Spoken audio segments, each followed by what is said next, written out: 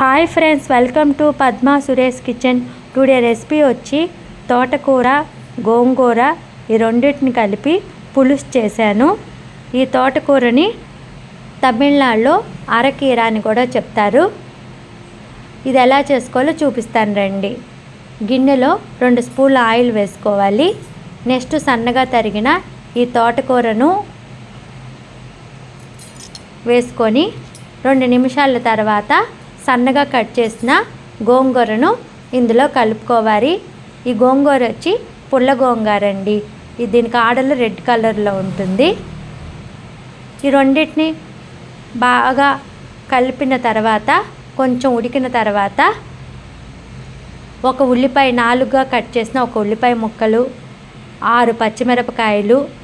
పచ్చిమిరపకాయల కారమేనండి, ఇందులో కారం మళ్ళీ వేసుకోం కాబట్టి పచ్చిమిరపకాయలు ఎక్కువే వేసుకోవాలి.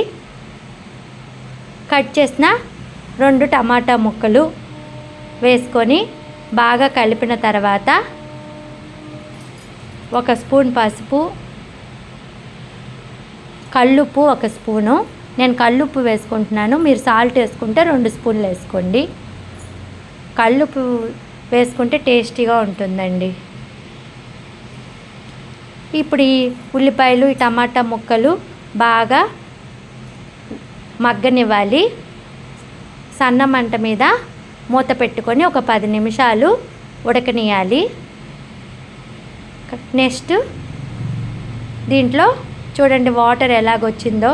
మనం వాటర్ వేయాల్సిన అవసరమే లేదు, ఆకుకూరలోనే వాటర్ వస్తుంది. ఈ టమాటా ముక్కలు ఉల్లిపాయలు అంతా బాగా పచ్చిమిరపకాయలు అంతా బాగా మెత్తగా ఉడికిన తర్వాత దీన్ని మనం బాగా పప్పు గుత్తితో మెదుపుకోవాలి.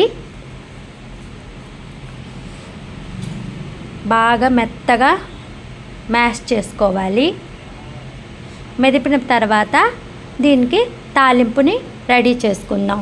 కడాయిలో 3 స్పూన్ల ఆయిల్ వేసుకొని 1 స్పూన్ ఆవాలు, 1 స్పూన్ జీలకర్ర, మినప్పప్పు, శనగపప్పు, సన్నగా కట్ చేసిన ఉల్లిపాయ ముక్కలు, 4 ఎండుమిరపకాయలు, కరివేపాకు, దంచిన వెల్లుల్లిపాయ రెబ్బలు, ఇంగువ వేసుకోవాలండి. ఇంగువ వేసుకుంటే చాలా టేస్ట్గా ఉంటుందండి. ఈ తాలింపు బాగా ఫ్రై అయిన తర్వాత మనం రెడీ చేసుకున్న ఈ కూరాకులో దీన్ని కలుపుకోవాలి. అంతే అండి, టేస్టీ తోటకూర గోంగూర పులుసు రెడీ అండి. థ్యాంక్ యూ అండి.